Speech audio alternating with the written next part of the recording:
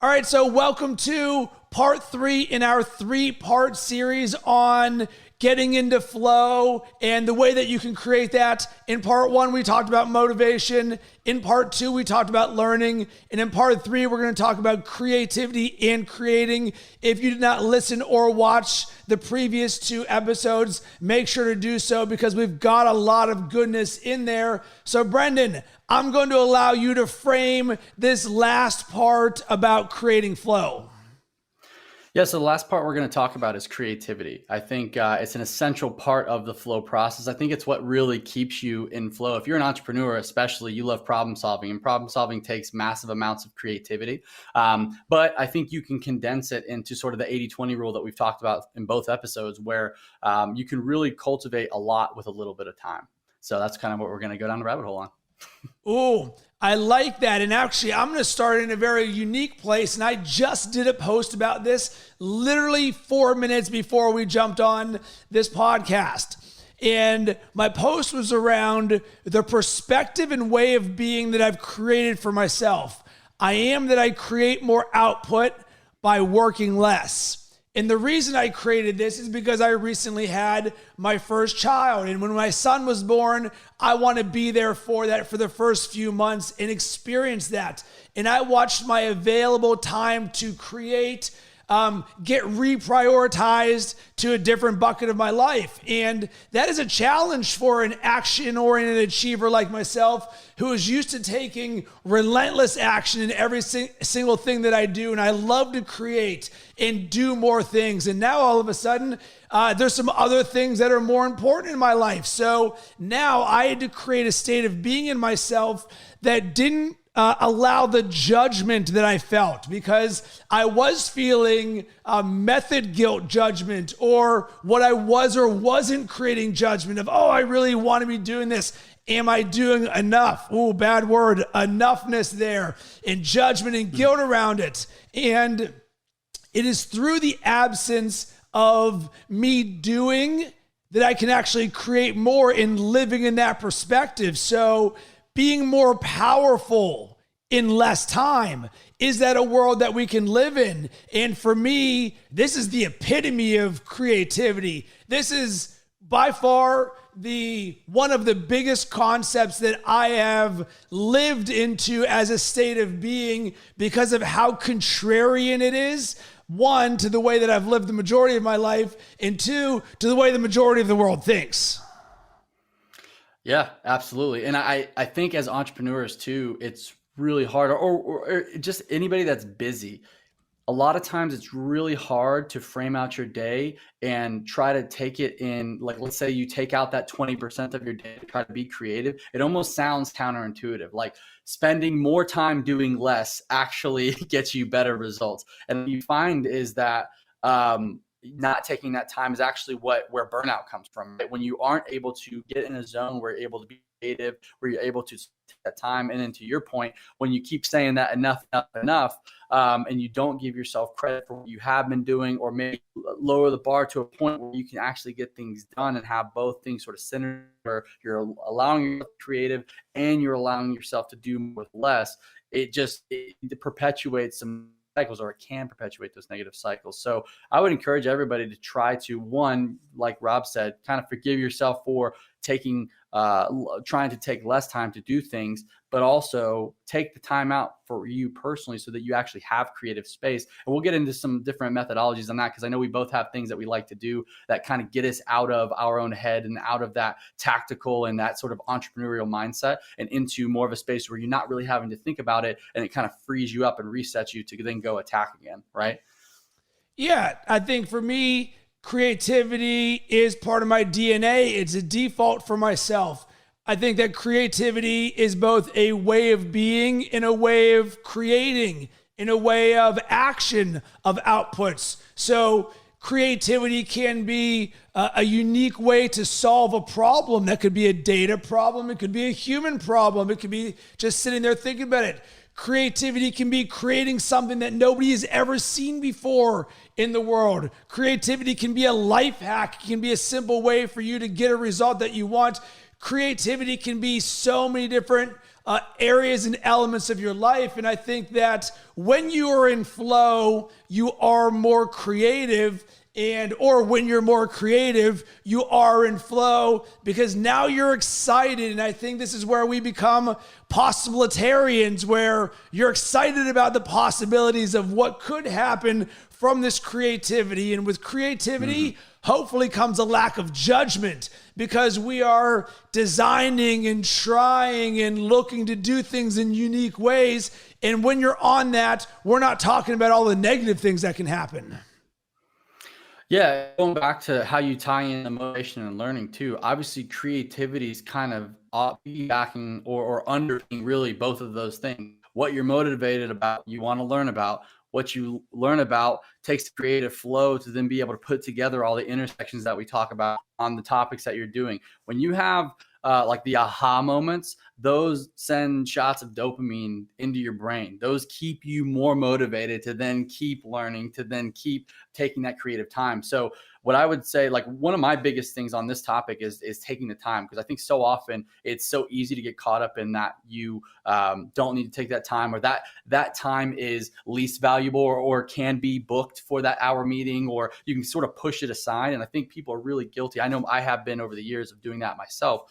And not taking that time, you're taking away that one pillar that really underpins the motivation and the learning that can keep the cycle moving and keep it speeding up as you go. And as we, like you talked about last podcast, as you ride that graph and cap the downsides and keep yourself on that constant uptrend, you want to make sure that you're underpinning it with something like creativity, giving yourself that space, those aha moments, that ability to sort of disconnect, because flow is basically not thinking about everything and being in a constant state or in a focused state on what you're doing.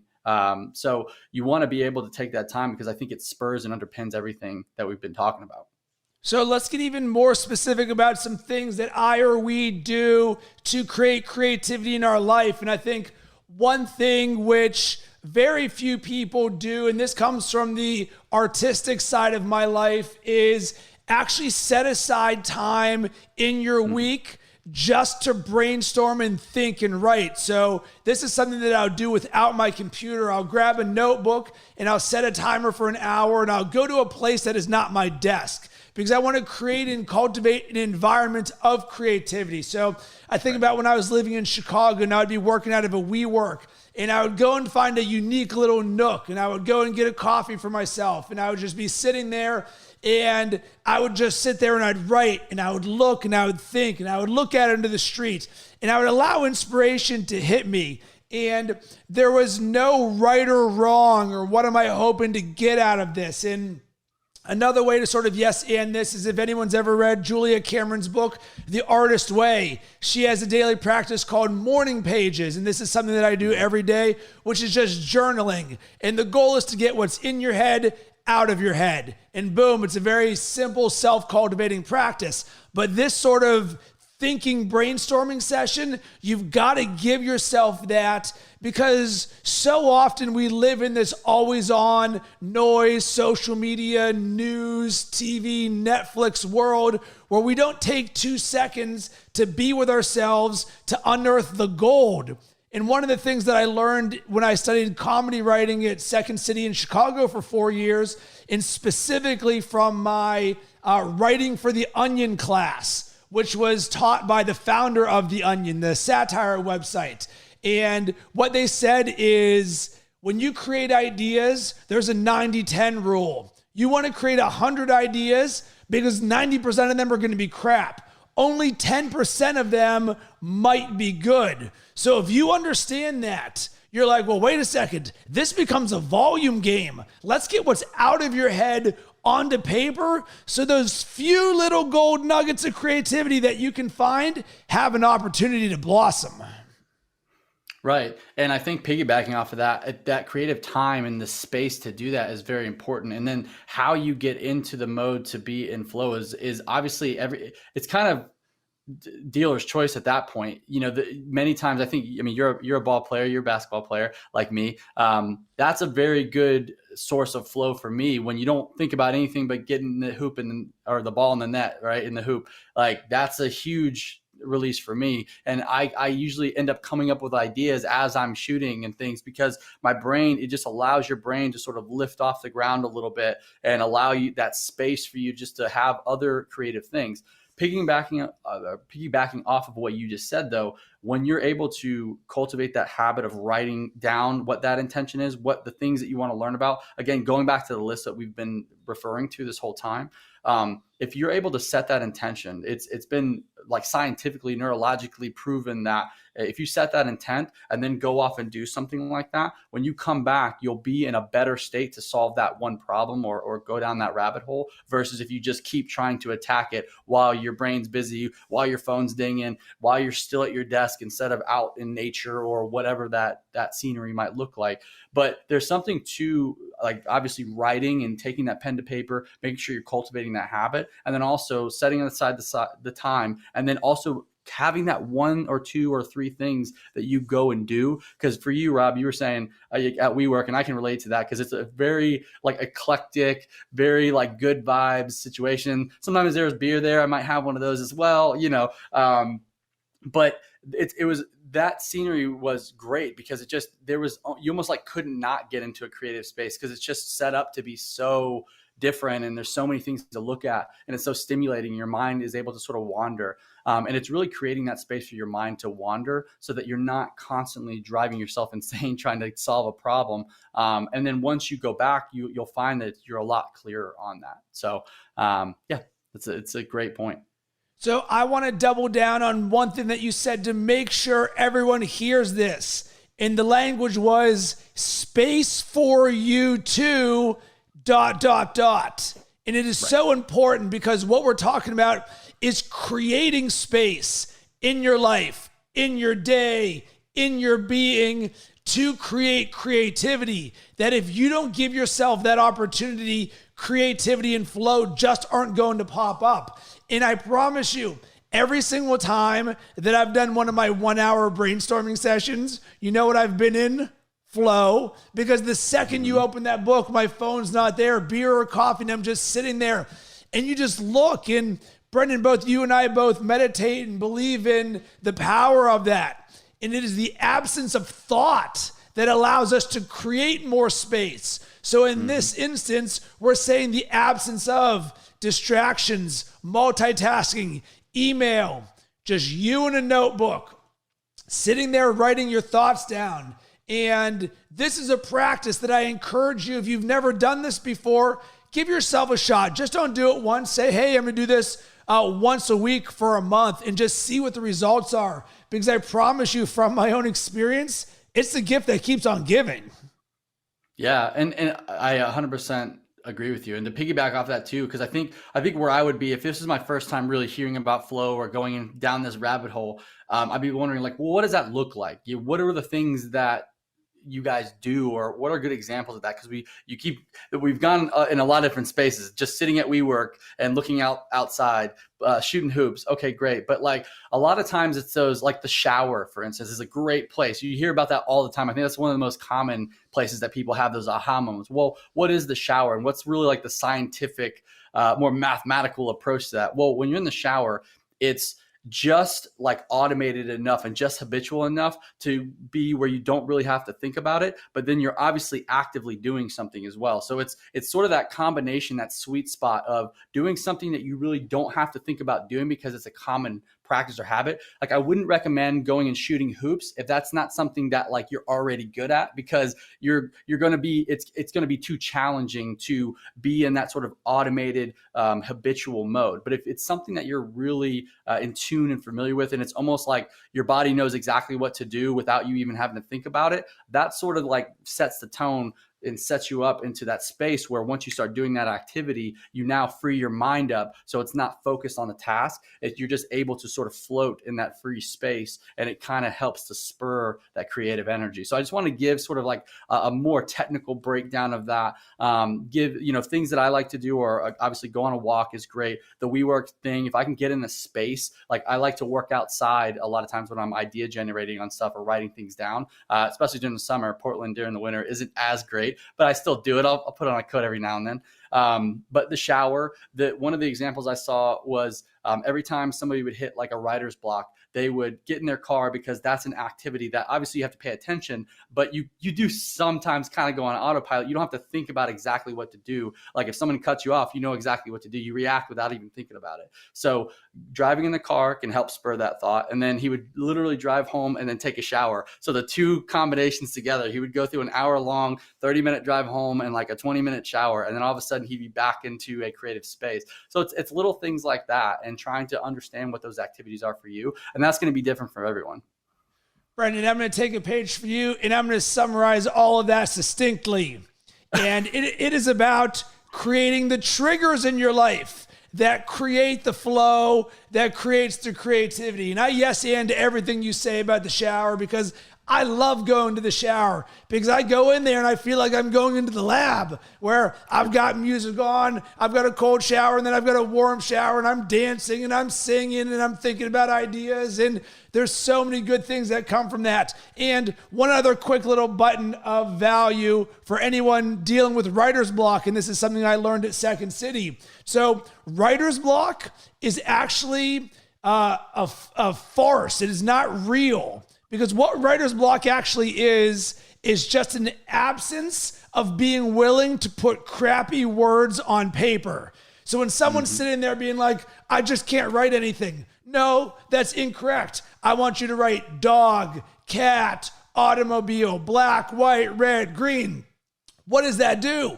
It gets the momentum going. Of course, I love everything that you just said, that your friend used those things. You know what that said to me? He's got a process for how he can get out of writer's block. But the quicker thing for me to tell him would just be, all right, dude, you're just worried about the quality of the words that you're writing on the paper. What you just need to do, you can even open a magazine and just start writing the words, because what writer's block says is, I don't know how to write.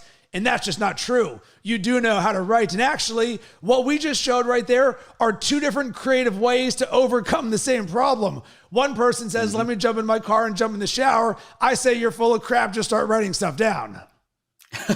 Right. But in any problem that you're trying to solve, so writers, obviously, if there's an easier hack to that, I would love that. That's great. He would probably love that. But in any problem that you're trying to solve, there's multiple ways to skin a cat. And again, if you can start to get better at writing down what problems you're trying to solve, what are you curious about, what skills are you trying to build, all of those things will help do that. And then you'll find the hacks along the way, because Mr. Cressy just shared gold with you. So again, it's just about being willing to write those things down, be intentional about them, and then sort of set the precedence on what you want to be creative about in the first place. All right, Brendan, let's wrap this up with an action item or takeaway around creativity and getting into flow. Yeah. So I'll go back to what I said at the beginning, the time.